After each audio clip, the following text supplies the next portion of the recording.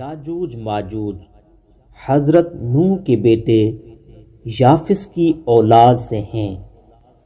یاجوج اور ماجوج حضرت نوح کے آخری زمانے میں اس جگہ پیدا ہوئے جہاں سب سے پہلے سورج نے طلوع کیا تھا۔ یاجوج اور ماجوج کے بارے میں ملتا ہے کہ یہ دونوں 400 قبیلوں کے سردار ہیں، اور ان کی کثرت کے بارے میں ملتا ہے کہ یہ مخلوقات میں ملائکہ کے بعد ان کو کثرت دی گئی ہے۔ اور یاجوج اور ماجوج کے بارے میں ملتا ہے کہ ان میں کوئی ایسا نہیں جس کی 1,000 اولاد نہ ہو، یعنی یہ اس وقت تک نہیں مرتے جب تک 1,000 بہادر پیدا نہ کریں۔ یاجوج اور ماجوج 3 قسم کے لوگ ہیں، ایک وہ جو تار سے زیادہ لمبے، دوسرے وہ جو لمبے چوڑے برابر میں جن کی مثال ایک بہت بڑے ہاتھی سے دی جا سکتی ہے، تیسرے وہ جو اپنا ایک کان بچھاتے ہیں اور دوسرا کان اوڑھتے ہیں۔ ان کے سامنے لوہا، پتھر، پہاڑ، انسان، جانور کوئی چیز نہیں۔ یاجوج اور ماجوج زمانہ فطرت سے پہلے اپنی جگہ سے نکل پڑتے تھے اور اپنے قریب کی ساری دنیا کو کھا پی جاتے تھے، یعنی ہاتھی، گھوڑا، اونٹ، انسان، جانور، کھیتی باڑی، الغرض جو کچھ سامنے آتا تھا سب کو ہضم کر کے جاتے تھے۔ وہاں کے لوگ یاجوج اور ماجوج سے بہت تنگ اور عاجز آ چکے تھے، یہاں تک کہ زمانہ فطرت میں حضرت عیسیٰ کے بعد جب ذوالقرنین اس جگہ پہنچے تو سارا واقعہ ذوالقرنین کو بتایا گیا، اور وہاں کی مخلوق نے ذوالقرنین سے درخواست کی کہ ہمیں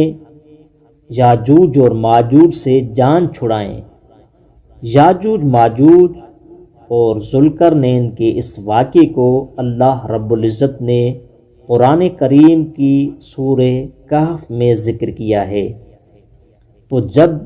وہاں کی مخلوق نے ذوالقرنین سے درخواست کی کہ ہمیں یاجوج اور ماجوج سے جان چھڑائیں، تو ذوالقرنین نے 2 پہاڑوں کے اس درمیانی راستے کو جس سے وہ آیا کرتے تھے بے حکم خدا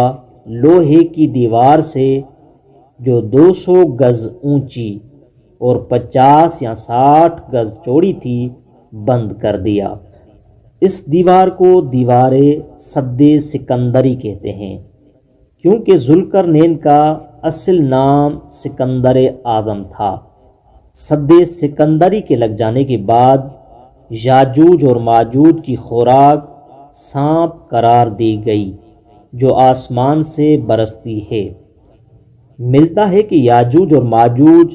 امام زمانہ علیہ السلام کے ظہور تک اسی دیوار میں محصور رہیں گے۔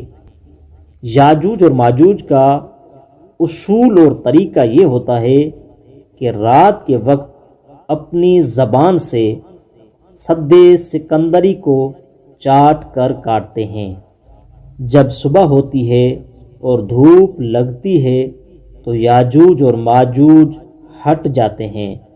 پھر دوسری رات کٹی ہوئی دیوار بھی پر ہو جاتی ہے اور یاجوج اور ماجوج پھر اسے کاٹنے میں لگ جاتے ہیں۔ روایات میں ملتا ہے کہ یاجوج اور ماجوج امام زمانہ علیہ السلام کے ظہور تک سد سکندری دیوار میں محصور رہیں گے۔ جب امام زمانہ علیہ السلام کا ظہور ہوگا تو خدا کے حکم سے سد سکندری کی دیوار کٹ جائے گی اور یاجوج اور ماجوج کا خروج ہوگا، یہ دیوار سے نکل پڑیں گے۔ اس وقت کا عالم یہ ہوگا کہ یہ لوگ اپنی ساری تعداد سمیت ساری دنیا میں پھیل کر نظام عالم کو درہم برہم کرنا شروع کر دیں گے، لاکھوں جانیں ضائع ہوں گی اور دنیا کی کوئی چیز ایسی باقی نہ رہے گی جو کھائی اور پی جا سکے۔ یاجوج اور ماجوج کا جب خروج ہوگا اور دنیا میں پھیل جائیں گے تو یاجوج اور ماجوج اپنے تیر آسمان کی طرف پھینک کر آسمانی مخلوق کو مارنے کی کوشش کریں گے۔ جب آسمان سے خدا کے حکم سے تیر خون آلودہ آئے گا تو یہ بہت خوش ہوں گے اور ایک دوسرے کو کہیں گے کہ اب ہم زمین والوں پر غالب آ گئے ہیں اور ہم بلند ہو کر آسمان پر پہنچ جائیں گے۔ اسی دوران امام زمانہ علیہ الصلاۃ والسلام کی برکت اور حضرت عیسیٰ علیہ الصلاۃ والسلام کی دعا کی وجہ سے اللہ رب العزت بچھو اور مینڈک کو بھیجے گا جو ان کے سر کے پچھلے حصے کی طرف سے آئے گا اور ان کے کانوں میں گھس جائے گا، جس کے سبب وہ ہلاک ہو جائیں گے